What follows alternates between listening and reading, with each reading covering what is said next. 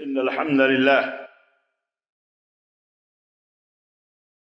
نحمده ونستعينه ونستغفره ونؤمن به ونتوكل عليه ونعوذ بالله من شرور أنفسنا ومن سيئات أعمالنا من يهده الله فلا مضل له ومن يضلل فلا هادي له وأشهد أن لا إله إلا الله وأشهد أن محمدا عبده ورسوله. أما بعد، فإن خير الحديث كتاب الله وخير الهدي هدي محمد صلى الله عليه وسلم وشر الأمور محدثاتها وكل محدثة بدعة وكل بدعة ضلالة وكل ضلالة في النار. قال الله تعالى في كلامه المجيد: يا أيها الذين آمنوا اتقوا الله حق تقاته ولا تموتن إلا وأنتم مسلمون. يا أيها الناس اتقوا ربكم الذي خلقكم من نفس واحدة وخلق منها زوجها وبث منهما رجالا كثيرا ونساء واتقوا الله الذي تساءلون به والأرحام إن الله كان عليكم رقيبا. يا أيها الذين آمنوا اتقوا الله وقولوا قولا سديدا يصلح لكم أعمالكم ويغفر لكم ذنوبكم ومن يطع الله ورسوله فقد فاز فوزا عظيما. اللهم صل على محمد وعلى آل محمد كما صليت على إبراهيم وعلى آل إبراهيم إنك حميد مجيد. اللهم بارك على محمد وعلى آل محمد كما باركت على إبراهيم وعلى آل إبراهيم إنك حميد مجيد. تمام قسم کی حمد و ثنا، کبریائی اور بڑائی اس اللہ عز و جل کے لیے ہے جس نے ہمیں اور آپ کو پیدا فرمایا، اور بے بہادر اسلام ہمارے اور آپ کے رہنما رہبر قائد حضرت محمد الرسول اللہ صلی اللہ علیہ وسلم پر جو ساری کائنات کے لیے رشد و ہدایت بن کر کے اور ساری کائنات کے لیے امام بن کر کے تشریف لائے. محترم دوستو اور بھائیوں، آج کے اس خطبہ جمعہ میں یکم صفر 1442 مطابق 18 ستمبر سن 2020 عیسوی کے میں جس موضوع پر آپ حضرات کی خدمت میں کچھ گزارشات لے کر کے حاضر ہوا ہوں اور بات کرنا چاہ رہا ہوں، وہ بڑا ہی حساس اور بڑا نازک اور بڑا ہی قیمتی اور بڑا ہی اہم موضوع ہے. وہ ہے مسلمانوں کے یا مسلمانوں سے غیر مسلموں سے مسلمانوں کے رشتے، روابط، تعلقات کی نوعیت کیسی ہونی چاہیے. ایک مسلمان غیر مسلموں سے کس انداز سے اس کا سلوک ہونا چاہیے، کس انداز سے اس کا طور طریقہ ہونا چاہیے. دنیا اس وقت ایک ولیج کی طرح ہو چکی ہے، اور ایک زمانہ تھا جب علاقوں میں مسلمان رہتے تھے، کہیں غیر مسلمین رہتے تھے. لیکن اب ایسا ہے کہ مسلمانوں کے بیچ میں غیر مسلمین کے بیچ میں مسلمان رہتے ہیں، مسلمانوں کے بیچ میں غیر مسلمین بھی رہتے ہیں. ہمارا کردار کیا ہونا چاہیے، ہمارا بیہیویئر کیا ہونا چاہیے، ہمارا سلوک کیا ہونا چاہیے، ہمارے تعلقات اور رشتے ایک دوسرے سے کیسے ہونے چاہیے، یہ جاننا بہت ضروری ہے، تاکہ آپسی ہم اپنے اور ان کے ایک دوسرے کے حقوق کو سمجھیں. یہ اسلام کی بہت بڑی خوبی، اور یہ چیز آپ کو قرآن کریم میں ملے گی، ہدایات یہ ملیں گی قرآن میں، رسول اللہ صلی اللہ علیہ وسلم کی حدیث میں ملیں گی، آپ صلی اللہ علیہ وسلم کی سیرت اور آپ کے کردار میں ملیں گی. افسوس یہ ہے کہ آج دیکھیے آپ جگہ جگہ مسلم غیر مسلم میں فساد بھی ہو جاتے. مسلم اپنے زعم اور گھمنڈ میں کہ میں مسلمان ہوں، کمزور غیر مسلموں سے یا کسی سے بھی ٹکرا جاتا ہے. غیر مسلمین وہ بھی اپنی کثرت اور اپنے اس میں تعداد میں، بہرحال اگر وہ ٹکراتے ہیں تو یہ کوئی نئی بات نہیں ہے، کیونکہ وہ اس ناحیے سے کہ ان کے پاس کوئی شکشا، کوئی تعلیم، کوئی منہج نہیں ہے ان کا زندگی کا. اولئک کالانعام بل ہم اضل. اللہ نے تو فرمایا جو مشرکین ہیں یہ تو جانور ہیں، بلکہ جانوروں سے بھی بدتر ہیں. جانور پھر بھی سوچ رکھتا ہے، سمجھ رکھتا ہے، لیکن آپ حیثیت مسلمان، آپ کے پاس تو ایک بہترین تعلیم ہے، بہترین کریکٹر ہے. سرور دو جہاں حضرت محمد الرسول اللہ صلی اللہ علیہ وسلم کی سیرت مبارکہ ہے، لیکن آپ کہاں پڑھتے ہو اس کو؟ آپ کے نہ پڑھنے کی وجہ سے آج جو فتن و فساد ہو رہے ہیں، چاہے وہ امریکہ ہو، چاہے وہ برطانیہ ہو، چاہے وہ برازیل ہو، چاہے وہ فرانس ہو، چاہے وہ جہاں کہیں بھی، ہماری اپنی نادانیوں کی وجہ سے، لا علمی کی وجہ سے، کس کے کیا حقوق ہیں اس کی وجہ سے ظاہر ہے کہ ہم فساد کے شکار ہوتے ہیں. آج کے اس خطبے میں قرآنی حوالے سے آپ کی حیثیت مقرر کروں گا اور یہ بتاؤں گا کہ ہمارے رشتے قرآن میں کیسے بیان کیے گئے ہیں، کہ ہمارے رشتے غیر مسلموں کے ساتھ کیسے ہونے چاہیے، ہمارے رشتے پوری دنیا کی برادری کے ساتھ کیسے ہونے چاہیے، ہمارے تعلقات کیسے ہونے چاہیے. انشاءاللہ تبارک و تعالی نبی کائنات صلی اللہ علیہ وسلم کی سیرت مبارکہ کے حوالے سے کہ کفار کے ساتھ، غیر مسلموں کے ساتھ ہمارے تعلقات کیسے ہونے چاہیے، اس کی نوعیت کیا ہے۔ جب ہم قرآن کریم کا مطالعہ کرتے ہیں اور نبی کریم صلی اللہ علیہ وسلم کی سیرت، آپ کے کیریکٹر، آپ کی زندگی، آپ کی لائف کا ریسرچ کرتے دیکھتے ہیں، تو ہمیں مختلف لوگوں کے ساتھ آپ صلی اللہ علیہ وسلم کا مختلف بیہیویئر قرآن بھی بتلا رہا ہے ہم کو، اور خود رسول اللہ صلی اللہ علیہ وسلم بھی ہم کو بتلا رہے ہیں۔ ایک ہی ڈنڈی سے نہ مرغی، بکری، بھینس، بیل، اونٹ ایک ہی لاٹھی سے نہیں ہکالے جاتے، ہر ایک کی نوعیتیں الگ الگ ہیں۔ مرغی کی ایک الگ شکل ہے، بیل کی ایک الگ صورت اور شکل ہے، بکری کی ایک اور شکل صورت الگ ہے، بھینس کی ایک الگ شکل و صورت ہے۔ ایک ہی لاٹھی سے سب کو نہیں ہکالنا ہے۔ یہ عقل مندی ہے، یہ عقل مندی ہے، ہر کس دنیا بھی اس کو تسلیم نہیں کرتی۔ ایسے ہی ہم جس دنیا میں رہتے ہیں، اس دنیا میں ہمارا بیہیویئر، ہمارے ساتھ لوگوں کے تعلقات اور لوگوں کا ہمارے ساتھ تعلق ایک ہی طرح نہیں ہے، مختلف طریقے سے۔ بہرحال میں ان کی تفصیلات میں زیادہ نہیں جاؤں گا۔ آئیے ہم یہ دیکھتے ہیں کہ مسلمانوں کے غیر مسلموں سے جو رشتے، اس کی کیا کیا صورتیں اور کیا کیا شکلیں اور کیسی ہونی چاہیے اور کیسی ہیں، قرآن اور حدیث میں ہم پڑھتے ہیں۔ ایک حیثیت تو مسلمانوں کی ایک حیثیت پوری دنیا کے لوگوں کے ساتھ، چاہے وہ کسی بھی دھرم، کسی بھی مذہب، کسی بھی دین سے تعلق رکھتے ہیں۔ اور آپ کو یہ پتا ہے جو مسلم ہے اور ایک غیر مسلم ہے۔ مسلم مطلب فرما بردار، مسلم کا مطلب اطاعت گزار، مسلم کا مطلب یعنی اس دنیا کے بنانے والے، پیدا کرنے والے، اللہ خالق، پیدا کرنے والا جو کریٹر ہے، اس کے اوپر بلیو کرنا، ایمان رکھنا، اس کے آگیا کا پالن کرنا، اس کے حکم کی فرما برداری کرنا۔ ایک معنی تو اس کا یہ ہے، اس کو کہتے ہیں مسلم، اور دوسرا معنی امن و سلامتی والا۔ اسلام کا، مسلمان کا دوسرا معنی کون ہے، کیا ہے؟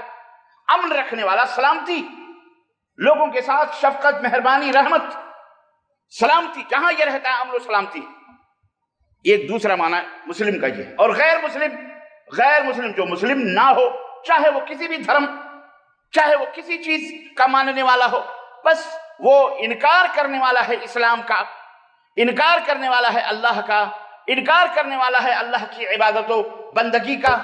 بھلے وہ 1000 لوگوں کی عبادت و بندگی کرے، اس سے غرض نہیں ہے، لیکن اسے غیر مسلم کہا جائے گا۔ عزیزان گرامی، ایک حقیقت اچھی طرح سے اپنے دماغوں میں بٹھا لیجئے کہ پوری دنیا کے انسان بحیثیت انسان، یہ سب کے سب، پوری دنیا کے شمال سے لے کے جنوب تک، شرق سے لے کے غرب تک، مشرق سے لے کے مغرب تک، ایسٹ ویسٹ نارتھ ساؤتھ، سب پوری دنیا، یہ ہمارے اور آپ کے نبی پروفٹ محمد صلی اللہ علیہ وسلم کی امت ہے۔ یہ بات یاد ہے، سب امت کا مطلب یعنی آپ صلی اللہ علیہ وسلم کی جماعت سے ہیں، گروہ، امت مانی گروہ، آپ صلی اللہ علیہ وسلم کی گروہ۔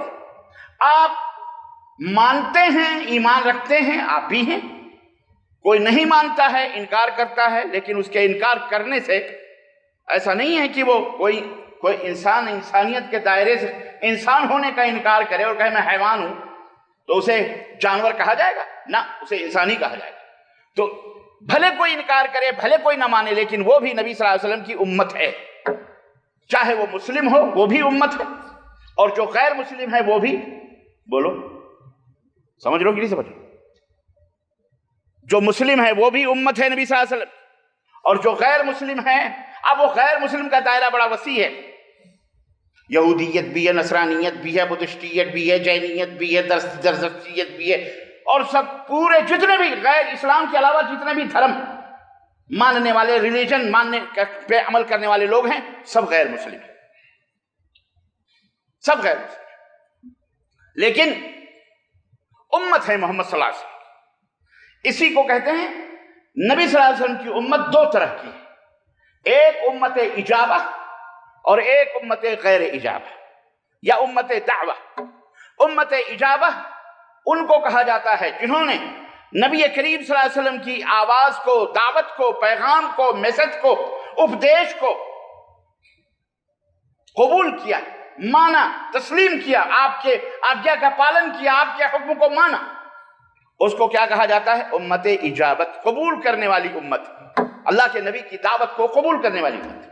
اور دوسری امت ہے امت دعوت، دعوت پہنچنے والی، جس تک دعوت پہنچی ہے، یعنی دعوت پہنچانے والی، دعوت ان تک پہنچی ہے، ان کو دعوت دی جائے، ان کو ایک گروہ وہ ہے جن کو دعوت دی جائے، امت دعوت اس کو کہا جاتا ہے۔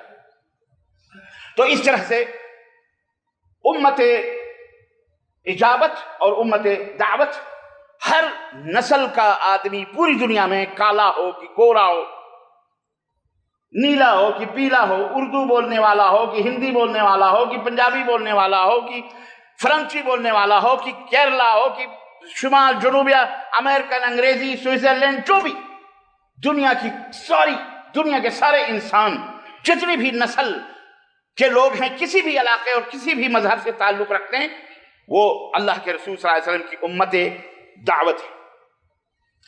اسی لیے نبی کائنات صلی اللہ علیہ وسلم کو جب اللہ نے حکم دیا 40 برس کے بعد کہ آپ لوگوں کو دعوت دیجئے، تو صفا پہاڑی کے اوپر مکے کے کھڑے ہوئے اور لوگوں کو آواز دی اور کہا یا ایھا الناس، اے دنیا کے لوگوں۔ یہ نہیں کہا یا ایھا العرب، اے عربیو، یا اہل مکہ، اے مکہ کے لوگوں، نہیں، بلکہ آپ نے کیا فرمایا؟ یا ایھا الناس، اے دنیا کے لوگوں، الناس، ساری دنیا کے لوگوں، قولوا لا الہ الا اللہ تفلحوا، لا الہ الا اللہ کہہ لو، اللہ کے سوا کوئی بھی معبود حقیقی نہیں ہے، اس کا اقرار کر لو، دل سے مان لو، اس کے تقاضے کو پورا کر لو، تفلحوا، کامیاب ہو جاؤ گے، کامیاب ہو جاؤ گے۔ سب سے بڑی کامیابی اسلام کی یہ ہے کہ آدمی جہنم سے بچ جائے اور جنت اس کو الاٹ کر دی جائے۔ ویسے اللہ تبارک و تعالیٰ دنیا میں بھی آرام دیتا ہے اور آخرت میں بھی اپنے مومن بندوں کو آرام دیتا ہے۔ فلاح پا جاؤ۔ اور جب نبی کریم صلی اللہ علیہ وسلم نے کھڑے ہو کر یہ دعوت دی، اللہ رب العزت نے قرآن کریم میں اپنے نبی کو حکم دیا، قل یا ایھا الناس، قل یا ایھا الناس، قل یا ایھا الناس، اے نبی آپ کہہ دو اے لوگو، انی، بے شک میں، رسول اللہ، اللہ کا رسول، بے شک میں، انی رسول اللہ الیکم جمیعا الذی خلق، الذی لہ ملک السماوات والارض لا الہ الا، میں اس مالک و مولا کی طرف سے بھیجا گیا، تمہارے پاس پیغمبر ہوں، میسنجر ہوں، رسول ہوں، جو زمین اور آسمان کا اکیلا مالک ہے اور جس کے سوا کوئی معبود حقیقی نہیں۔ یہ آیت کریمہ نے مہر لگا دی کہ آپ صلی اللہ علیہ وسلم صرف مسلمانوں کے رسول نہیں ہیں، بلکہ دنیا میں جتنے بھی غیر مسلم ہیں، آپ صلی اللہ علیہ وسلم سب کے رسول ہیں۔ آپ صلی اللہ علیہ وسلم کا حق تمام دنیا کے انسانوں کے اوپر ہے، سب کے لیے ضروری ہے کہ وہ آپ صلی اللہ علیہ وسلم کے اوپر ایمان لائیں اور آپ صلی اللہ علیہ وسلم کے دعوت کو قبول کریں، آپ صلی اللہ علیہ وسلم کے پیغام کو سنیں، ساری دنیا کے انسانوں کے اوپر۔ آج کے دور جدید میں، ماڈرن دور میں نیا ماحول ہے، یہ ایک بہت بڑا مغالطہ لوگ دیتے ہیں، گلوبلائزیشن کا، نیشنلزم کا، انٹرنیشنلزم کا مغالطہ دیتے ہیں کہ جی پوری دنیا کے اندر ہم لوگ ہیں جو پوری دنیا کو ایک جھنڈے کے نیچے لا سکتے ہیں۔ حقیقت یہ ہے کہ تاریخ انسانی میں سب سے پہلا گلوبلائزیشن اور انٹرنیشنلزم جو سب سے پہلے کھڑے ہو کر کے جس شخصیت نے دی تھی مکہ کے اندر صفا پہاڑی پر، وہ شخصیت تھی حضرت محمد الرسول اللہ صلی اللہ علیہ وسلم۔ یا ایھا الناس کہہ کر، اے دنیا کے لوگوں، یہ پیغام دیا تھا، انٹرنیشنل پیغام، کوئی محدود پیغام کسی بستی، کسی عرب یا کسی علاقے یا کسی مکہ کے لوگوں کے لیے نہیں، بلکہ یا ایھا الناس، قل یا ایھا الناس انی رسول اللہ، یہ انٹرنیشنل پیغام، یہ گلوبلائزیشن کا پیغام تھا جو اسلام کے آخری پیغمبر، اسلام کے آخری نبی، اسلام کے آخری داعی، معلم اول حضرت محمد الرسول اللہ صلی اللہ علیہ وسلم نے کی۔ حضور صلی اللہ علیہ وسلم نے اعلان فرمایا तो उसके ठीक 21 साल बाद उसी सफा के दामन में मिना में खड़े होकर मिना के अंदर आखिरी हज्जतुल वदा का खुतबा देते हुए अल्लाह के रसूल सल्लल्लाहु अलैहि वसल्लम ने ग्लोबल का चार्टर जो था उसका ऐलान फरमाया, क्या करना है, पूरी दुनिया के साथ तुम्हारा क्या व्यवहार होना चाहिए, बिहेवियर होना चाहिए, कैरेक्टर होना चाहिए, सलूक होना चाहिए। आप सल्लल्लाहु अलैहि वसल्लम ने पूरी दुनिया को यह पैगाम दिया था, अल-यौमा अकमलतु लकुम दीनकुम व अतममतु अलैकुम निअमती व रदीतु लकुमुल इस्लाम दीना। क़यामत तक इस दुनिया में अगर कोई दीन बाकी रहने वाला है तो कौन सा दीन है? वो इस्लाम का है। वमन यब्तग़ि गैर इस्लाम दीनन फलन युक़बल मिन्हु। और इस्लाम के अलावा अल्लाह का कोई पसंदीदा दीन नहीं है। सारे दीन, धर्म, मज़ाहिब तोड़ दो, छोड़कर सिर्फ अल्लाह का पसंदीदा इस जमीन, जिसकी जमीन पर चलते हो, जिसका दिया हुआ रिस्क खाते हो, जिसने तुम्हें पानी के कतरे से एक इंसान बनाया है, उसका हक यह है कि सिर्फ उसी की इबादत की जाए और उसी की बंदगी की जाए।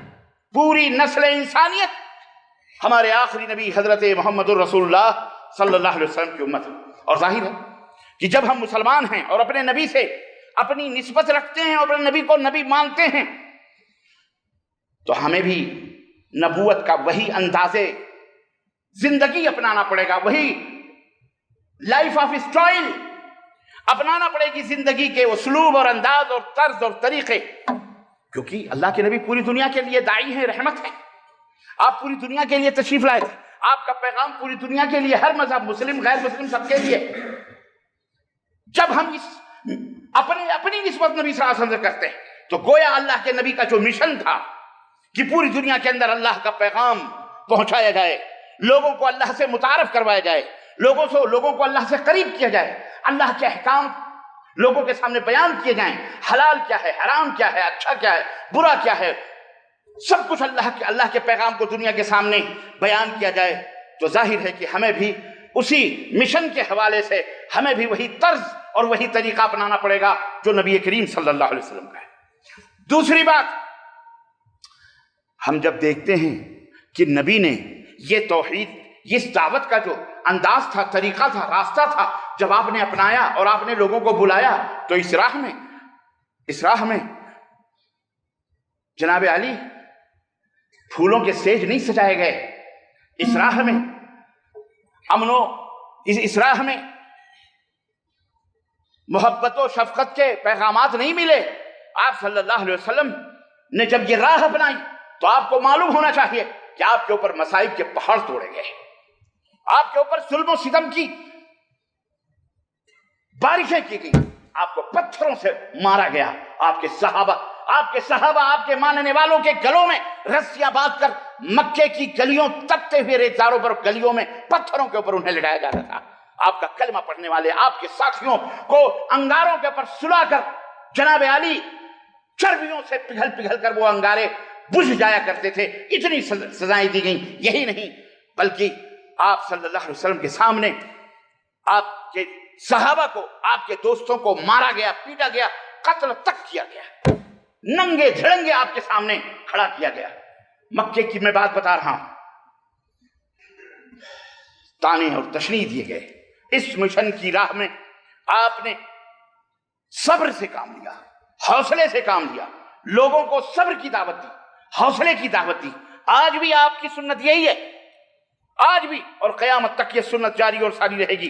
क्या कि इस राह दावत में जो भी मशाकिल आएंगे, जेल की सलाखें हों या लोगों के तानो तशनी हो या भूख हो या प्यास हो या यहां तक कि खून बहाने तक की नौबत आ गई, हमें चाहिए कि हम सब्र करें, तहम्मुल करें, बर्दाश्त करें।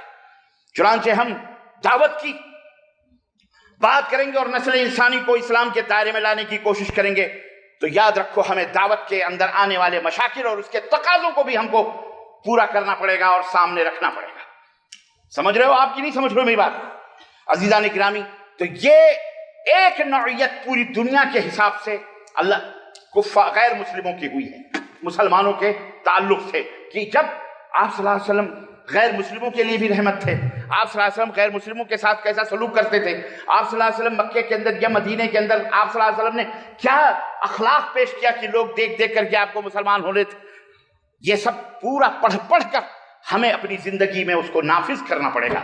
आपके सहाबा का तामुल क्या था उनके साथ, کیسا بیہیویئر تھا. یہ خاص طور سے آج دنیا کے اندر جو مسلمان مختلف ملکوں کے اندر رہتے ہیں، جہاں کہیں مسلمانوں کا غلبہ ہے، جہاں کہیں غیر مسلموں کا غلبہ ہے، المہم سب خلط ملط رہتے ہیں. یہ تعلقات کو اس طرح سے ہمیں لے کر کے چلنا پڑے گا جو سیرت کے اندر موجود ہے، جو قرآن کے اندر موجود ہے. دوسری نوعیت مسلمانوں سے اور غیر مسلموں کے رشتوں کی میں آپ حضرات کے سامنے رکھنا چاہ رہا ہوں. وہ یہ ہے کہ سارے غیر مسلم دشمن نہیں ہیں. بہت سارے بلکہ اکثر غیر مسلم وہ ہیں جو آپ سے برسر پیکار نہیں ہوتے.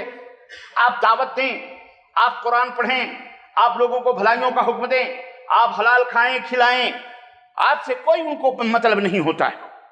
آپ سے وہ نہیں ٹکراتے، وہ مزاحم نہیں ہیں آپ سے، نہ ہی آپ سے وہ ٹکراتے ہیں. ان کو اس سے کوئی غرض نہیں ہے کہ آپ کیا کر رہے ہیں، بلکہ وہ تو یہی کہتے ہیں آپ اپنا کام کیجئے، جو آپ کو کرنا ہے وہ کیجئے، ہمارا اس سے کوئی غرض نہیں. ایسے غیر مسلمین سے آپ کا کیسا تعلق ہونا چاہیے، آپ کا رشتہ کیسا ہونا چاہیے؟ کوئی رکاوٹ نہیں ڈالتے، کوئی اعتراض نہیں کرتے، اور آپ کی دعوت سے وہ مسلمان بھی نہیں بنتے. یہ بھی میں آپ کو بتاؤں، جب آپ ان سے دعوت دیتے ہیں، وہ کہتے ہیں ہم مسلمان نہیں بنیں گے، لیکن آپ سے ہم ٹکرا دیں گے. ہم آپ سے ٹکرائیں گے بھی نہیں، نہ ہم مسلمان بنیں گے. ہمیں اپنے حال پہ چھوڑ دو، آپ اپنے حال پہ جو کرتے ہو کرو، ہم آپ سے کوئی ٹکراؤ نہیں رکھتے. لیکن ہم کوئی آپ کے دین کے اوپر، ہم کوئی آپ کے دھرم کے اوپر کوئی اعتراض بھی نہیں کرتے. قرآن کریم کے اندر ان کی کیٹیگری اس طرح اللہ رب العزت نے بیان فرمائی ہے، ارشاد ربانی ہے. اللہ نے فرمایا لا ينهاكم الله عن الذين لم يقاتلوكم في الدين ولم يخرجوكم من دياركم ان تبروهم وتقسطوا اليهم ان الله يحب المقسطين. سورہ الممتحن آیت نمبر 8 کہ اللہ تعالیٰ تمہیں ان لوگوں کے ساتھ، غور سے سنو آیت کریمہ، اسلام کے اوپر سب سے بڑا اعتراض جاہل غیر مسلمین جو جاہل ہیں، جنہوں نے سنی سنائی، حالانکہ بڑے پڑھے لکھے بھی ہیں اپنے حساب سے، لیکن وہ ابو جہل کی اولاد، جان بوجھ کر کے اعتراض کیا کرتے ہیں؟ اسلام اپنے سوا کسی کو برداشت نہیں کرتا، اسلام اپنے سوا کسی کو نہیں چاہتا، اسلام اپنے سوا سب کو ختم کرنے کی بات کرتا ہے. اے جھوٹ بولنے والوں، اے الزام تراشیاں کرنے والوں، اسلام کو بدنام کرنے والوں، سنو، تمہارے کہنے سے اسلام نہ کچھ بگڑے گا نہ بنے گا انشاءاللہ، نہ تمہارے کہنے سے کوئی بات اسلام ہو جائے گی. اسلام وہی ہے جو قرآن میں موجود ہے، اسلام وہی ہے جو محمد الرسول اللہ صلی اللہ علیہ وسلم کے فرمان میں موجود ہے. اللہ فرماتا ہے، سنو، اللہ تعالیٰ تمہیں مطلب اے مسلمانوں، ایسے لوگ جو تم سے دین کے بارے میں نہیں لڑتے، نہ تم سے دین کے بارے میں جھگڑتے ہیں، نہ انہوں نے تمہیں گھر سے نکالا ہے، نہ اپنے ملک سے نکالنے کی تمہیں کوشش کرتے ہیں.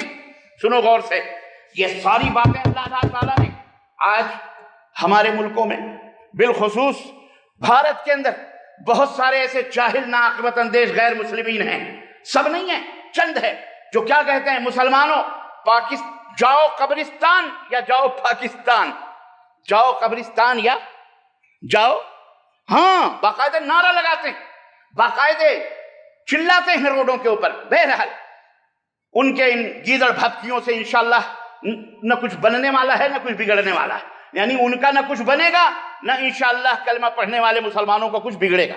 بس یہ ہے، ہمیں چاہیے کہ ہمیں ایسے ماحول میں ہمارا کیا کردار ہونا چاہیے، ان کے ساتھ ہمارا کیسا رشتہ ہونا چاہیے، وہ بات میں آپ کو بتلانا چاہتا ہوں، اپنی طرف سے نہیں، رب کے قرآن کی طرف سے. اور رب کے قرآن ہی نے ہمیں لگام لگائے ہوئے ہیں جناب علی، ورنہ اسی زبانوں کو کاٹ کر ہتھیلیوں پہ رکھ سکتے. نہیں سمجھ میں بات ہے، لیکن رب کا قرآن ہے، اللہ کا فرمان ہے، جس نے ہمیں بیڑیاں پہنائی ہوئی ہیں، جس نے ہمیں ہتھکڑیاں پہنائی ہوئی ہیں. ہم اللہ کے غلام ہیں، اللہ کے نوکر ہیں، ورنہ ایسے تھوڑ دلوں اور بزدلوں کے تانے اور تشریح، کہاں راجہ بھوج کہاں گنگوا دہلی، ایسے لوگوں کو سبق سکھانے میں کوئی وقت نہیں لگتا، لیکن صبر کرتے ہیں. ہمیں اللہ نے کہا صبر کرو. کیٹیگری بتائی گئی کہ جو غیر مسلمین تمہارے ساتھ لڑائی نہیں کرتے، تمہیں تمہارے گھروں سے نکال کر باہر نہیں کرتے، تمہارے ساتھ قتل و غارت نہیں کرتے، اللہ فرماتا ہے لا ینہاکم اللہ، اللہ تمہیں منع نہیں کرتا کہ تم ان سے انصاف نہ کرو، ان سے نیکی نہ کرو، ان کے ساتھ گڈ بیہیویئر نہ کرو، ان کے ساتھ اچھا سلوک نہ کرو، ان کو کھلاؤ، ان کو پلاؤ، اپنے صدقات زکات میں سے بھی ان کو دے سکتے ہو، غریبوں کی مدد کرو، سب کی وہ پوری تعلیمات ان کے ساتھ ہوگی، کیونکہ وہ تم سے لڑائی نہیں کرتے، تم سے جھگڑا نہیں کرتے۔ یہ کیٹیگری ہے اللہ نے قرآن میں مسلمانوں کو بتلائی، تو یہ تعلق ہمارا ہونا چاہیے۔ یہ نہیں کہ کہیں نے کسی کو مار دیا تو سارے غیر مسلموں کی بستیوں کو آپ نے آگ لگا دی، یہ عدل نہیں ہے، یہ انصاف نہیں ہے، یہ اسلام کے خلاف۔ ایسے بہت سارے لوگ ہیں ہماری صفوں میں۔ ہاں، جب نبی کے زمانے کا عالم یہ تھا کہ منافقین بیٹھے ہوئے رہتے تھے، وہی آیا کرتی تھی صبح و شام۔ جب یہ عالم تھا اس دور میں منافقین کا، اب تو وہی کچھ ہی نہیں، اب تو نہ جانے کتنے بھیڑیے ہماری صفوں میں داڑھیاں رکھ کر، عمامے باندھ کر، چوغے پہن کر، اسلام کا نام لے کر ہمیں اور اسلام کو رسوا اور ذلیل کر رہے ہیں، اور اپنے آپ کو ٹاپر مسلمان سمجھتے ہیں۔ خیر، وہ الگ بات ہے۔ یعنی یہ بات اللہ تعالیٰ نے واضح طور پہ بتا دی کہ جو کافر تم سے، غیر مسلم تم سے نہیں لڑتے، تمہاری دعوت کی راہوں میں رکاوٹ نہیں پیدا کرتے، تم پر ظلم و ستم نہیں کرتے، تمہیں گالی گلوچ نہیں بکتے،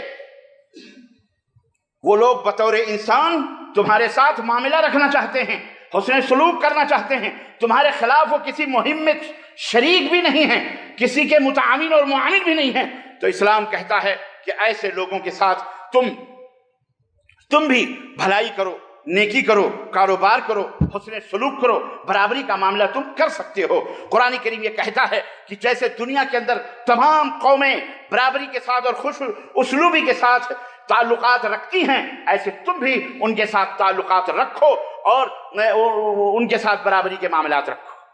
یہ کیٹیگری دوسرے نمبر کی ہے۔ تیسری کیٹیگری ایسے غیر مسلموں کی ہے جو بڑی، اب اس کو کیا کہوں میں اپنی زبان میں، حماقت اور جہالت کے اندر ڈوبے ہوئے ہیں، جو آپ سے لڑائی کرتے ہیں، خواہ مخواہ آپ کو چھیڑتے ہیں، خواہ مخواہ محارب ہیں، آپ سے جنگ کرتے ہیں، خواہ مخواہ آپ کو گالیاں دیتے ہیں، آپ کے دین کو گالیاں دیتے ہیں، خواہ مخواہ اللہ کو گالیاں دیتے ہیں۔ حالانکہ اللہ صرف مسلمانوں کا نہیں، اللہ ان کا بھی ہے، لیکن جہالت ہے، وہ ان کی نادانی ہے۔ وہ رسول اللہ صلی اللہ علیہ وسلم جن کی وہ امت میں ہیں، امت دعوت میں، ان کو گالیاں دیتے ہیں، ان کے بیوی بچوں کو گالیاں دیتے ہیں، المہم ان کے صحابہ کو گالیاں دیتے ہیں۔ یہ تیسری کیٹیگری کے لوگ ہیں جو غیر مسلمین ہیں پوری دنیا کے اندر۔ اللہ تعالیٰ نے ان کے بارے میں بھی تعلیم دی ہے اور فرمایا انما ینہاکم اللہ عن الذین قاتلوکم فی الدین واخرجوکم من دیارکم وظاہروا علی اخراجکم ان تولوہم ومن یتولہم فاولئک هم الظالمون۔ سورہ الممتحنہ اسی کے بعد آیت نمبر 9 کے اندر اللہ نے فرمایا کہ تمہیں ان لوگوں کے ساتھ اللہ دوستی کرنے سے منع فرما رہا ہے۔ اے مسلمانوں، ایسے لوگوں سے دوستی نہ کرو جو تم سے دین کے معاملے میں لڑ رہے ہوں، دین کے معاملے میں، عقیدے کے معاملے میں تم سے جھگڑا کر رہے ہیں، دین کے معاملے میں بنیاد بنا کر تم سے لڑائی کر رہے ہیں، قتل و غارت گری کر رہے ہیں، چوری چکاری کر رہے ہیں، اکیلے پا کر کے مار رہے ہیں، تمہاری بہن بیٹیوں کی عزت و آبرو لوٹ رہے ہیں، تمہیں گھروں سے نکالنے کی کوششوں میں لگے ہوئے ہیں، تمہیں گھروں سے نکالنے کی کوششوں میں لگے ہوئے ہیں، ایسے ہی ان لوگوں سے بھی دوستی مت کرو جو ان کے ساتھی ہیں یا ان کا تعاون کرنے والے، ان کی مدد کرنے والے ہیں۔ سوچ لو، آپ کو ایک آدمی ہو یا پارٹی ہو یا گروہ ہو یا جماعت ہو، ایسے لوگوں سے دوستی، بولو، یہ ہے اسلام کی حد بندیاں کتنی کھلی ہیں، اللہ اکبر، پوری دنیا کے لیے، اللہ اکبر۔ اللہ فرماتا ہے وَمَن يَتَوَلَّهُمْ، اور جو ان سے دوستی کرے گا، یاد رکھو وہ ظالموں میں سے ہوگا، وہ ظالم ہے، وہ ظالم، یعنی جو غیر مسلم دعوت اسلام کی راہوں میں رکاوٹ پیدا کر رہے ہیں، اسلام کو آگے بڑھنے سے روکتے ہیں، جو غیر مسلم تم سے لڑتے ہیں، تمہارے اوپر ظلم و ستم کرتے ہیں، تمہاری بستیوں کو آگ لگاتے ہیں، تمہاری گاڑی، تمہارے سفر، تمہاری سواریوں کو ختم کر دیتے ہیں، تمہیں مارتے ہیں، پیٹتے ہیں، جلاتے ہیں، ایسے لوگوں کو دوست، یا وہ لوگ جو ایسے لوگوں کی مدد کرتے ہیں مالی طور پر، جسمانی طور پر، کسی بھی طور پر، سیاسی طور پر، اجتماعی طور پر، سماجی طور پر، زبان سے، ہاتھ سے، مال سے، دولت سے، جیسے بھی مدد کرتے ہیں، ایسے لوگوں کے قریب بھی مت جاؤ، ایسے لوگوں کو دوست نہ بناؤ، بلکہ ان کے ساتھ وہی معاملہ ہوگا جو دنیاوی دشمنی کا ہوتا ہے۔ تمہارے دنیاوی دشمنی میں اگر تمہارے ماں باپ کو کوئی گالی دے تو اس کے بغل میں بیٹھ کر کے آپ کھانا کھاؤ گے؟ اس کے بغل میں بیٹھ کر کے آپ رشتے اور ناطے جوڑو گے؟ بولو۔ ارے تمہارا اپنا کلمہ پڑھنے والا بھائی بھی اگر تمہاری ماں کو گالی دے دے تو اس سے بات کرنا چھوڑ دو گے؟ تو اللہ نے فرمایا جس طرح دنیاوی معاملات میں تم ان سے دشمنی رکھتے ہو، اگر وہ اللہ کو گالیاں دیتا ہے، اگر وہ دین کو ڈائنامنٹ کرنے کی کوشش کرتا ہے، دین کے نام پر تم سے لڑائی کرتا ہے، تو ایسے لوگوں کو دوست نہ بناؤ، یا وہ لوگ جو ایسے لوگوں کی مدد کرتے ہیں ان سے بھی بائیکاٹ کرو، ان کا بھی بائیکاٹ کرو۔ لیکن جو لوگ تم سے مصالحت کرتے ہیں ان کا حکم میں نے شروع میں بتا دیا ہے۔ ایک تیسری کیٹیگری ہے، چوتھی کیٹیگری ایسے غیر مسلموں کی ہے جو مسلم ریاستوں میں رہتے ہیں، مسلم ملک ہیں، مسلمانوں کی اکثریت، ایسے لوگ ان ملکوں میں رہتے ہیں جہاں مسلمانوں کی اکثریت ہے، جیسے پاکستان ہے، جیسے بنگلہ دیش ہے، جیسے آپ کا کیا کہتے ہیں، یا سعودی عرب وغیرہ کے اندر اسلامی ریاست ہے، خلیج ہے، یہاں غیر مسلمین رہتے ہیں۔ یہ اور بات ہے کہ یہاں ان کا گھر نہیں ہے، لیکن یہود، نصارہ اور بھی بہت سارے لوگ ہیں۔ مصر ہے، اس کے اندر نصرانی بھی ہیں، کرسچن غیر مسلمین رہتے ہیں، ان کے گھر بھی۔ جناب علی سمجھ میں بات آ رہی کہ نہیں آ رہی؟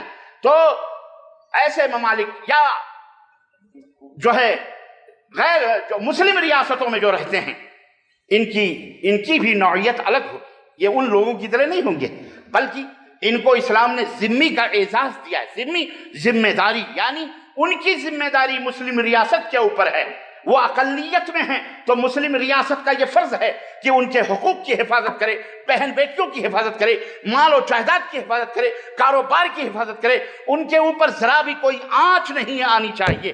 ایسے لوگوں کو کیا کہا جاتا ہے اسلامی ریاست میں؟ ذمی کہا جاتا ہے، جن کے جان، جن کے مال، جن کے ہر آبرو اور عزت کی ذمہ داری مسلم ریاست پر ہوتی ہے۔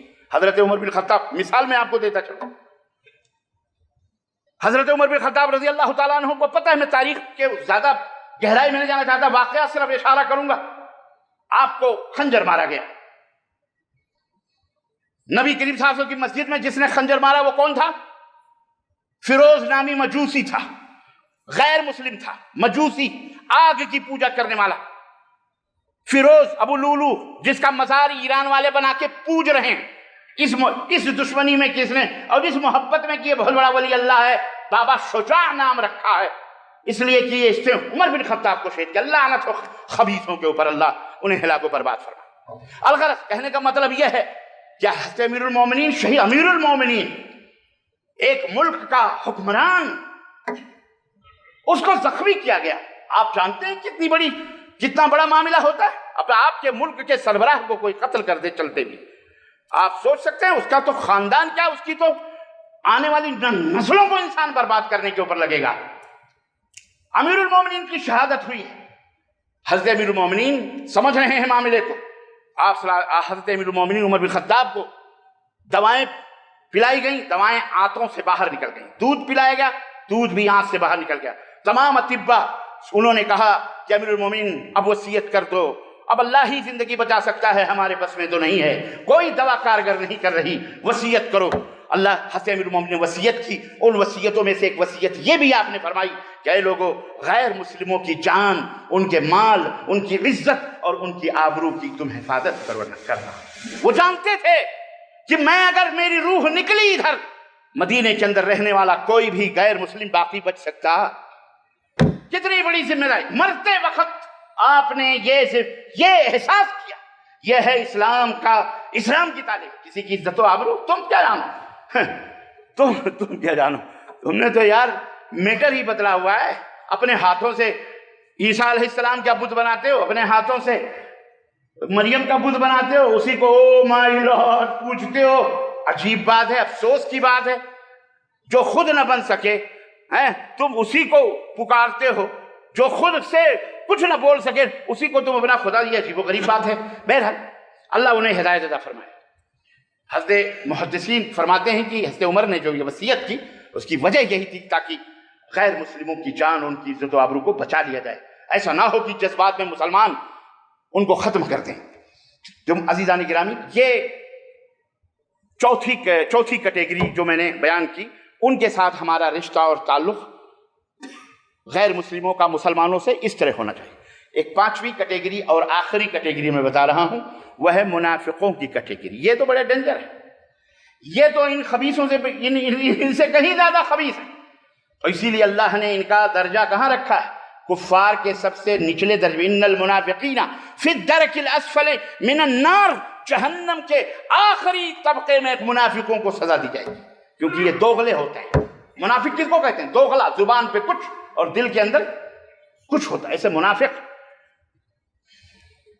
نبی کریم صلی اللہ علیہ وسلم جس وقت مدینے کے حکمران تھے، اس ریاست مدینہ کے اندر منافقوں کی ایک دو تعداد نہیں تھی کہ ایک منافق یا دو منافق، منافقوں کی سینکڑوں تعداد تھی، سینکڑوں میں تعداد تھی۔ آپ کہیں گے مولانا آپ یہ کیسے کہہ رہے ہو کہ ان کی تعداد منافقوں کی بہت زیادہ تھی؟ غزوہ احد جو سن 3 ہجری کے اندر ہوا ہے، اس کے اندر اندازہ لگائیے کہ اللہ کے نبی مدینے سے لے کر کے تمام مسلمانوں کو، کلمہ پڑھنے والوں کو لے کے احد پہاڑی کی طرف جا رہے ہیں، 300 کتنے؟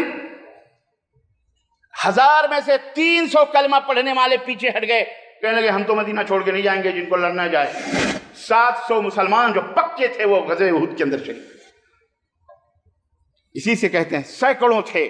یہ وہ تھے جو نبی صلی اللہ علیہ وسلم کے پیچھے نماز پڑھتے تھے، یہ وہ تھے جو نبی صلی اللہ علیہ وسلم کا کلمہ پڑھتے تھے، یہ وہ تھے جو پہلی صفوں میں فجر میں ہوا کرتے تھے محترم، تاکہ انہیں کوئی شک نہ کرے کہ یہ منافق ہے۔ سمجھ میں بات آئی کہ نہیں آئی؟ ہاں،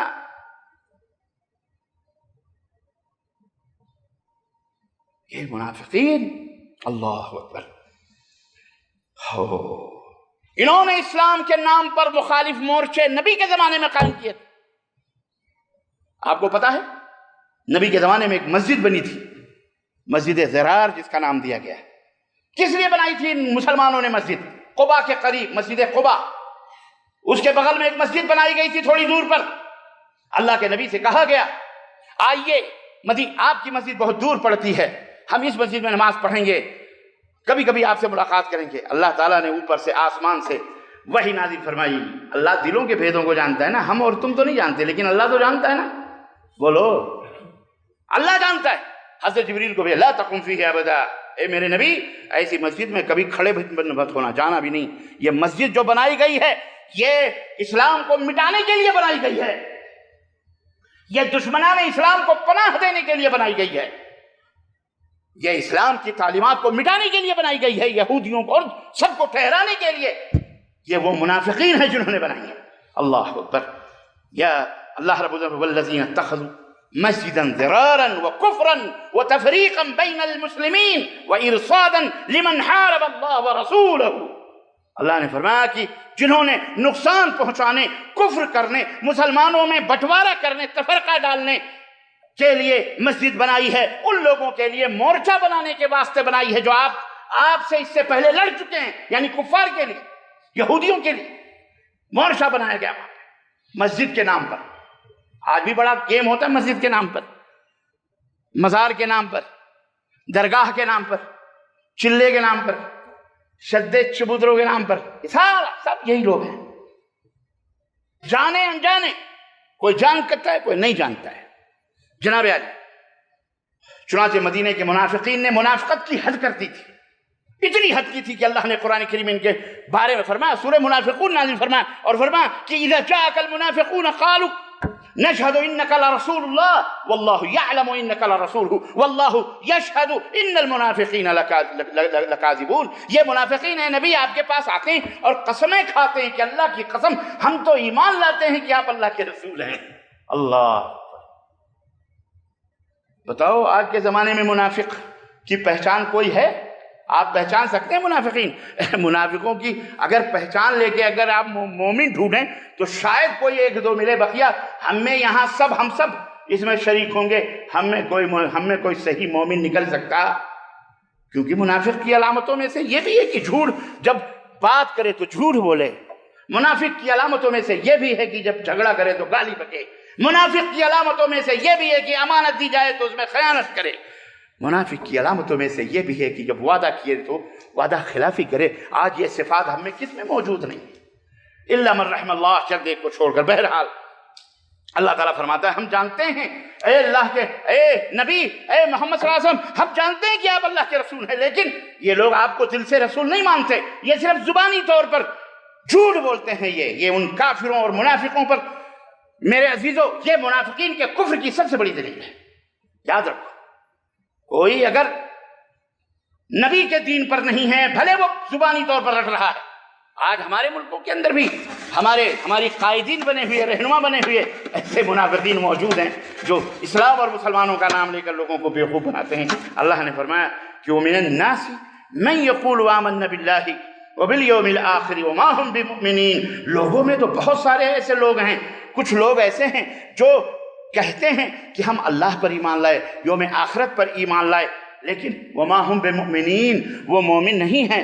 یخادعون اللہ والذین آمنوا، وہ تو مومنوں کو دھوکہ دے رہے ہیں، اللہ کو دھوکہ دے رہے ہیں۔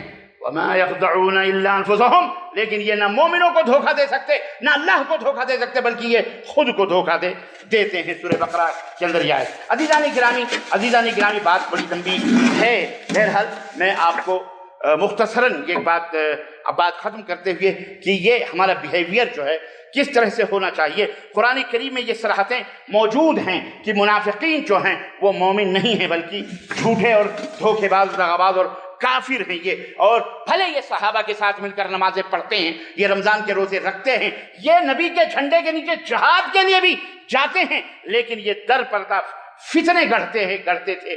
جنہوں نے سازشوں کے تانے بانے بنے نبی کے زمانے میں، بلکہ ایسا بھی ہوا کہ آپ صلی اللہ علیہ وسلم کو قتل کرنے کی بھی انہوں نے سازش کی۔ اور سنو، آپ کہو گے کہ اللہ کے نبی کو نہیں معلوم تھا؟ اللہ کے نبی دیکھتے تھے سامنے۔ حضرت عمر بن خطاب کہتے ہیں کہ جب اللہ کے نبی جمعے کے دن خطبے کے لیے بیٹھتے تھے تو عبداللہ بن ابی بن سلول وہ کھڑا ہوتا تھا اور کہتا یا ایھا الناس اسمعوا انہ رسول اللہ، اے لوگو سنو، یہ جو منبر پر کھڑے ہیں یہ محمد ہیں، اللہ کے رسول ہیں، ان کے اوپر ایمان لاؤ، ان کی باتیں سنو۔ حضرت عمر بن خطاب کہتے ہیں واللہ رونگٹے کھڑے ہو جاتے تھے، ہم جانتے تھے کہ یہ منافق ہے، لیکن ہم کیا کریں، ہم کچھ نہیں کہہ سکتے تھے۔ لیکن جب غزوہ احد کے بعد ہم نے دیکھا کہ 300 منافقین نکل گئے، پھر غزوہ احد کے بعد جمعہ آیا اور یہ کھڑا ہوا، حضرت عمر بن خطاب نے اچھل کر اس کے گریبان پکڑے اور کہا منافق بیٹھ، اب تجھے ہم پہچان چکے ہیں، تو کون ہے، تو اب جھوٹ نہیں، اب تجھے ہم نہیں کھڑا ہونے دیں گے۔ لیکن اللہ کے نبی کتنی دفعہ حضرت خالد بن ولید کہا تعنی نقتل هذا المنافق، اللہ کے نبی اجازت تو ان منافقوں کو ختم کر دیں۔ حضرت عمر بن خطاب ذرا سی دیر پر تلوار نکال لیتے تھے، اللہ کے نبی نے فرمایا نہیں خود، اور یہی نہیں عبداللہ بن ابی بن سلول، اس کا جو بیٹا تھا اس کا بھی نام عبداللہ بن عبداللہ، وہ پکا مومن آدمی، اور باپ کا نام عبداللہ، وہ پکا منافق۔ کتنی دفعہ عبداللہ نے بھی کہا اللہ کے نبی ہمیں حکم کرو، میں اپنے باپ کی گردن آپ کے قدموں میں لا کے رکھتا ہوں۔ اللہ کے نبی نے کہا نہیں، کہنے لگے اتنا فتنہ، کہہ رہے ہیں یہ قتل ہونے کے بعد اور فتنہ پھیلائیں گے، ان کو کچھ مت بولو، ان کو کچھ مت بولو، ان کو قتل کرو گے پوری دنیا میں ہنگامہ یہ کریں گے کہ محمد اپنے ساتھیوں کو قتل کرتے۔ اللہ اکبر، اللہ کے نبی برداشت کرتے رہے، پروپگنڈا کریں گے یہ لوگ ہمارے ساتھ دین میں بھی شریک ہیں، دنیا میں بھی شریک ہوتے ہیں، اس لیے ہم انہیں قتل نہیں کر سکتے، جس سے ظاہر ہوا کہ یہ لوگ کافر تھے، یہ منافق کافر ہیں۔ اس لیے میرے عزیز و چند مخصوص مسلمانوں کے علاوہ باقی تو یہی کہیں گے کہ محمد نے آپ جانتے تھے، اللہ کے نبی آپ جانتے ہو کہ یہ منافق ہیں، لیکن بیچارے بہت سارے گاؤں بستیوں میں ان کو تو نہیں پتا ہے کہ یہ کون ہے، تو اس لیے وہ الزام لگائیں گے۔ تو نبی کریم صلی اللہ علیہ وسلم کے اس حکمت عملی سے ایک فائدہ یہ حاصل ہوا کہ کسی بھی مسلمان کو، چاہے وہ کسی بھی مسلمان کو جو لیڈر ہے مسلم کو، ہمیشہ یہ بات رکھنی چاہیے کہ کہیں ایسا نہ ہو کہ اس کے کردار سے، اس کے کسی عمل سے اسلام بدنام ہو یا عام مسلمان خطرے میں پڑ جائیں۔ ہرگز ایسا قدم کبھی بھی کسی مسلمان کو نہیں اٹھانا چاہیے۔ جو مسلمان ذرا سی بات کے اوپر روڈوں کے اوپر مظاہرے کے لیے کھڑے ہو جاتے ہیں یا گاڑیاں جلانا شروع کرتے ہیں، کسی نے نبی صلی اللہ علیہ وسلم کو گالی دے دی، کسی نے صحابی کو گالی دے دی، کسی نے قرآن جلا دیا، تو جناب علی چاہے خود نماز نہ پڑھیں، شرابی ہیں، کبابی ہیں، بیکار ہیں، مشرک ہیں، لیکن روڈوں کے اوپر کھڑے ہو کر ننگا ناچ ناچیں گے۔ اسلام اس کی اجازت نہیں دیتا. کیوں؟ آپ کے اس کھناؤنے کردار سے. بھلے آپ محبت میں کر رہے ہیں، اسلام رسوا ہوتا ہے، مسلمانوں کی بدنامی ہوتی ہے، اسلام کی راہوں میں رکاوٹیں پیدا ہوتی ہیں. اس لیے آپ ہرگز ایسے اقدام نہ کریں. یہ جناب نبی کریم صلی اللہ علیہ وسلم کی سنت ہے کہ صبر کیجئے. یہ منافقین جو آپ کے ساتھ کر رہے ہیں. اللہ اکبر. یہی نہیں، آج جو خانہ کعبہ آپ دیکھ رہے ہو، یہ خانہ کعبہ پتہ ہے یہ خانہ کعبہ کی اصلی شکل نہیں ہے. آپ کو پتہ ہونا چاہیے یہ خانہ کعبہ وہ جو حتیم ہے، حتیم حضرت ابراہیم علیہ السلام نے جو خانہ کعبہ بنایا تھا وہ پورا حتیم کے اوپر چھت تھی. آج وہ حتیم کعبہ بغیر چھت کے ہے کہ نہیں چھت کے، صرف چوکور بنا ہوا، آپ اسی کو کعبہ سمجھتے ہو. لیکن وہ حتیم جو دیوار بنی ہوئی ہے بغیر چھت والی، وہ بھی حضرت ابراہیم نے خانہ کعبہ میں بنائی تھی. لیکن آج تک وہ ویسے قائم و دائم ہے. کیوں؟ اللہ کے نبی نے کیوں نہیں بنایا؟ مکہ فتح ہوا، کفار اللہ کے نبی کی جوانی میں ازل میں ڈھہ گیا تھا، بارش ہوئی تھی، سیلاب آیا تھا. کفار مکہ نے پیسہ حلال کا جمع کر کے خانہ کعبہ بنایا، دیواریں بنائی، لیکن وہ چوکور ہی بنا پائے. وہ پورا ڈھانپنے کے لیے ان کے پاس پیسہ نہیں تھا، اس لیے انہوں نے صرف دیوار کھڑی کر دی. پھر اللہ کے نبی جب رسول بنا کے بھیجے گئے، آپ نے مکہ کو فتح کیا. آپ چاہتے تو آپ خانہ کعبہ کو بنا سکتے تھے مقام ابراہیم سے لے کر کے پورا، لیکن آپ نے کیوں نہیں بنایا؟ آپ نے کہا واللہ میرا دل یہ کہتا ہے کہ ابراہیم نے جس طرح مکہ خانہ کعبہ کو بنایا تھا میں بھی بناؤں، لیکن میری قوم ابھی نئی نئی مسلمان ہے، نئے نئے مسلمان ہوئے ہیں. اگر میں اس کی تعمیر وہاں سے کروں گا تو کہیں گے کہ دیکھو ہمارے باپ داداؤں کے گھروں کو گھر جیسے تھے، محمد صلی اللہ علیہ وسلم کو یہ بھی برداشت نہیں ہوا، بدل دیا، کیونکہ جاہل ہے، نہیں معلوم، آپ نے ویسے ہی رہنے دیا. اور آج تک وہ باقی ہے کہ نہیں باقی؟ بیچ میں ایک حادثہ ہوا تھا، حجاج ابن یوسف کی وجہ سے خانہ کعبہ کو جو نقصان پہنچا تھا. حضرت زبیر رضی اللہ تعالیٰ عنہ نے حضرت عائشہ ان کی جو خالہ تھی ان سے یہ حدیث سنی تھی. چنانچہ انہوں نے کیا کہا، جب خانہ کعبہ مکہ کے وہ حاکم بنے تو انہوں نے حتیم کعبہ کو چھت پورا ملا دیا اور پورا کعبہ تیار کر دیا.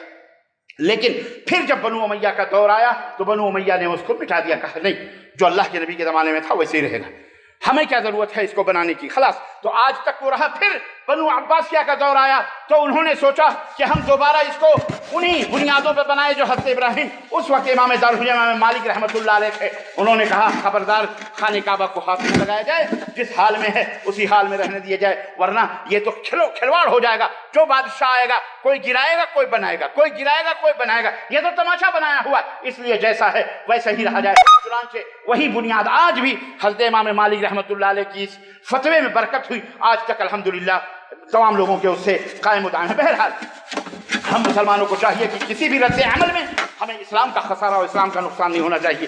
بہرحال میرے عزیزو، لیکن عدل اور انصاف سب کے درمیان ہونا چاہیے. یہی نبوت کا کردار ہے. یہودی آیا، مسلمان آیا، منافق آیا. مسلمان کیا تھا؟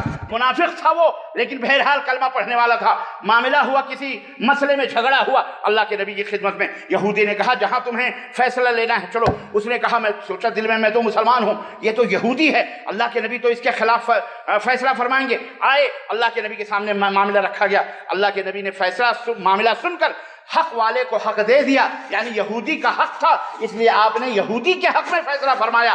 آپ نے کوئی عصبیت، کوئی تعصب، کوئی بغض، کوئی حسد، کوئی کینہ نہیں، بلکہ عدل سے کام لیا. یہ ہے نبوت، یہ ہے اسلام کی تعلیم کہ تم حکمران ہو، تم حاکم ہو، کوئی بھی ہے، عدل کرو، انصاف کرو. اس کا دین دھرم نہ دیکھا جائے. اسلام معاملات حسن معاملہ کا نام ہے. اللہ کے رسول صلی اللہ علیہ وسلم نے انصاف سے کام لیا. ایک موقع پر آپ مال غنیمت تقسیم کر رہے تھے، منافق نے کہا اے عدل یا محمد، اے محمد صلی اللہ علیہ وسلم انصاف کیجئے. آپ نے فرمایا اذا لم اعدل من يعدل، اگر میں نے انصاف نہیں کروں گا تو کون میرے علاوہ انصاف کرے گا؟ اللہ کے نبی کے یہ تھا. غزوہ تبوک کے موقع پر آپ دیکھیے کہ اللہ کے رسول اور یہی نہیں بل اللہ کے نبی صلی اللہ علیہ وسلم نے خیبر کا محاصرہ کیا. غزوہ تبوک جاتے ہوئے خیبر کا محاصرہ کیا. خیبر کی ایک تاریخ ہے، وہ میں کبھی انشاءاللہ اس حوالے سے بتاؤں گا. آج میں جو بتا رہا ہوں نبوت کا کردار کیا ہے، غیر مسلموں کے ساتھ مسلمان کو تعلیم دیتے ہوئے اللہ کے نبی نے کس طرح سے کہ جب خیبر کی طرف سے تبوک جاتے ہوئے خیبر آیا، سارے یہودی پریشان ہو گئے، قلعہ بند ہو گئے. ایک چرواہا تھا، باہر بکریاں چرواتا تھا، اس نے آ کر کے نبی صلی اللہ علیہ وسلم کے پاس کہا کہ آپ کون ہیں؟ پوچھا ہوگا. آپ نے فرمایا، کہا اچھا اسلام کیا ہے، اسلام کے بارے میں پوچھا. آپ نے اسلام بتایا، وہ مسلمان ہو گیا. वो मुसलमान, उसने कहा मैं अल्हम्दुलिल्लाह आपके साथ हूँ मुसलमान। लेकिन आप सल्लल्लाहु अलैहि वसल्लम फरमाया ये बकरियां किसके? बोले वो तो हमारे मालिक के जो किला के अंदर बंद है। आपने फरमाया तो तुम जा करके वो बकरियां उसे वापस करो। उसने कहा मैं मुसलमान हो गया हूँ, इसकी अकरी बकरी की हमको क्या जरूरत है, छोड़ देता हूँ अल्लाह के नबी। आपने फरमाया नहीं, जो मुआहिदा है उस मुआहिदे को बरकरार रखा है। तुम उसके नौकर हो, चरवाहे हो, भले तुम मुसलमान हो, ये एक अलग हैसियत है तुम्हारी, लेकिन अदल और इंसाफ और अमानतों को वापस करना ये इस्लाम किसी को ये इस्लाम हजम करने का हुक्म नहीं देता। आपने वापस किया और कहा जाओ उसे बकरियां देकर वापस आओ। यह है गैर मुस्लिमों के साथ एक मुसलमान का ताल्लुक, रिश्ता यूं होना चाहिए, अदल और इंसाफ। अब आखिरी बात कह करके माजरत के साथ मैं इस मौजू को क्लोज करना चाहता हूं, बिल्कुल मुख्तसर बात। अब एक सवाल ये पैदा होता है आपके दिमाग में, कुछ लोग ये कहते हैं हम गैर मुस्लिमों के मुल्क में रहते हैं तो हम क्या करें, कैसे रहें उनके साथ। ठीक है, तो मैं उन्हें एक बात नसीहत करता हूं कि आपको इतना सारा सुनने के बाद आपकी समझ में आ गया होगा कि हमें गैर मुस्लिमों के मुल्कों में कैसे रहना है। अल्लाह के रसूल सल्लल्लाहु अलैहि वसल्लम मदीना आए, आप थोड़े से थे, यहूदी और दूसरे बहुत ज्यादा थे। आप जब पहुंचे तो आपने मुआहिदा किया, यहूदियों से मुआहिदा किया कि तुम्हारा खून हमारा खून, तुम्हारी इज्जत हमारी इज्जत, तुम्हारी बेटी हमारी बेटी, तुम्हारी आबरू हमारी, जो हमसे लड़ाई करेगा तुम्हें भी हमारे साथ मिलके उसके खिलाफ लड़ना पड़ेगा, और जो तुमसे लड़ाई करेगा हम तुम्हारे, ये मुआहिदा। तो हमें अगर ऐसे मुल्क में रहते हैं जहां कुफ्र का गलबा है, गैर मुस्लिमीन का गलबा है, तो हमें चाहिए कि शिर्क और कुफ्र को छोड़कर जितने भी मामलात हैं, हुस्न मामला, हुस्न अखलाक के साथ आपको इस्लाम इजाजत देता है कि आप अपने किरदार और आला अखलाक के साथ मामला करें, तिजारत करें। हाँ, शिर्क और कुफ्र नहीं, ये बता दे सीधी बात, इसमें कोई मुफाहमत और इसमें कोई भी क्या कहते हैं मुफाहमत हो सकती ना। इसके अलावा आप आजाद हैं, हलाल हराम सब कुछ आप जान करके, जैसे कि हज़रत हुज़ैफा इब्न यमान, कोई कह सकता है ये तो आजकल एक मसला ये है कि मैंने जब ये मौजू व्हाट्सएप पे डाला, फेसबुक के ऊपर, कि आज मैं मुस्लिम और गैर मुस्लिम के रिश्ते बयान करूंगा, तो किसी ने कमेंट किया, कहा आज तो यहूदियों का तज़किरा जरूर करेंगे, यानी मैं यहूदी हूं, यहूदियों की मुआफ़क़त की बात कर रहा। ज़ालिमों, अल्लाह हिदायत अता फरमाए से कोढ़ मग़ज़ दिमागों को, जिन्होंने इस्लाम को समझा नहीं, इस्लाम के बारे में नहीं समझा, अपने अलावा सबको कत्ल करो, जिसकी वजह से आज इस्लाम रुस्वा है, बदनाम है। मुसलमान को देख के लोग वही समझते हैं। हम चाहते हैं ये फिजा नहीं होनी चाहिए, फिजा जो अल्लाह के नबी ने फरमाई। हज़रत हुज़ैफा इब्न यमान दोनों बाप बेटे मक्का से निकले, मदीना आए, मदीना पहुंच गए, पता चला अल्लाह के नबी ग़ज़वे बदर में हैं। अल्लाह अकबर नहीं, रास्ते में पकड़े गए, क्योंकि कुफार मक्का आ रहे थे नबी सल्लल्लाहु अलैहि वसल्लम से लड़ाई करने के लिए। उन्होंने इनको गिरफ्तार कर लिया, कहा कहाँ जा रहे हो, कहा मदीना जा रहे हैं, कहा उनसे मिल करके तुम लड़ोगे हमारे खिलाफ। अब क्या कहें, जान बचाना थी। उन्होंने कहा नहीं ऐसी कोई बात तो नहीं, हमको तो पता नहीं। बोले नहीं, कैद कर लिया उनको। 3-4 दिन के बाद उन्होंने छोड़ा, कहा हम तुमको छोड़ेंगे एक शर्त पर कि तुम मदीना जाकर फिर हमारे खिलाफ लड़ने के लिए आना नहीं, इस शर्त पर हम तुमको आजाद करते। कहा ठीक है भाई, कोई बात नहीं, छोड़ दो हमको, हम चले जाएंगे, हम नहीं आएंगे लड़ने के लिए। अब वो आए मदीना, मदीने में देखा कि नबी सल्लल्लाहु अलैहि वसल्लम नहीं है, फिर वापस कहाँ गए, बदर पहुंचे। खैर वो तो ये था बहाना करके उन्होंने सोचा जान बची, लाखों पाए आ गए। अल्लाह के नबी से कहने लगे कि अल्लाह के नबी ऐसे ऐसे हादसा हुआ, आपने कहा तुमने कसम खाई है कि हम हमारे साथ तुम नहीं लड़ोगे, कहा हाँ उन्होंने मुझसे कसम ली। आपने फरमाया मदीना जाओ, अल मोमिनूना अला उहूदिहिम, मोमिन अपने वादे का पाबंद होता है। भले हमें आदमियों की जरूरत है, भले हमारे पास 313 घोड़ा है, 1 घोड़ा 2-3 ऊंट, तलवार नहीं, तीर नहीं, भले हम मिस्कीनियत की हालत में है, लेकिन तुम्हारे मदद की जरूरत नहीं। वादा मत तोड़ो काफिरों से जो तुमने वादा किया है, कुफारे मक्का से, वापस जाओ और वापस जाके मदीने में बैठो, हमारे लिए अल्लाह काफी। ये हुज़ैफा इब्न यमान का जो मुआहिदा, आपका जिस मुल्क में आप रहते हो उनके साथ जो मुआहिदा है, उस मुआहिदे को मत तोड़ो, अमन और सलामती के साथ, समझ में। और दूसरी और आखिरी बात वो ये है कि कुछ लोग ये कहते हैं, दूसरा नुक्ता यह है कि गैर मुस्लिम ममालिक में हमें रह करके क्या करना चाहिए।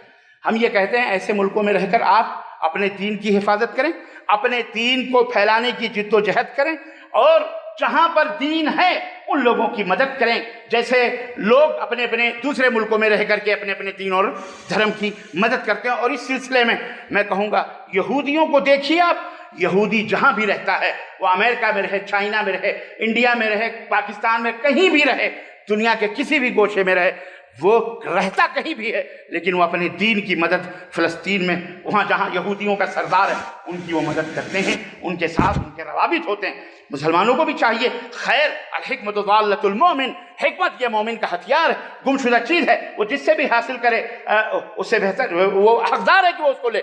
ہمیں چاہیے کہ اس معاملے میں ہم ایسے لوگوں کو دیکھیں کہ لوگ کیا کرتے ہیں، اس حساب سے جائز حد تک ہم اپنی کمیونٹی کی مدد کریں، تعاون کریں، ان کے ساتھ مل جل کر کے رہیں کہ جہاں کہیں کچھ ہوگا تو۔ بہرحال عزیزان گرامی، یہ رشتے مسلموں کے غیر مسلموں سے، میرا خیال ہے کہ آپ کی سمجھ میں یہ پورا موضوع آ گیا ہوگا انشاءاللہ تعالی۔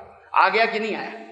انشاءاللہ تعالی اللہ سے دعا ہے کہ اللہ جو باتیں کہی گئی ہیں ان پر عمل کرنے کی توفیق عطا فرمائے، اور اسلام اور مسلمانوں کو جہاں بھی رہیں اللہ ان کی حفاظت فرمائے، ماں بہن بیٹیوں کی حفاظت فرمائے، مال و دولت ملک و وطن کی ان کی حفاظت فرمائے، اور اللہ دشمنان اسلام کو نیست و نابود فرمائے، ہلاک و برباد فرمائے، آمین یا رب العالمین۔ بارک اللہ لنا ولکم فی القرآن العظیم ونفعنی وإیاکم بالآیات والذکر الحکیم، انہ تعالی جواد کریم ملک برؤوف۔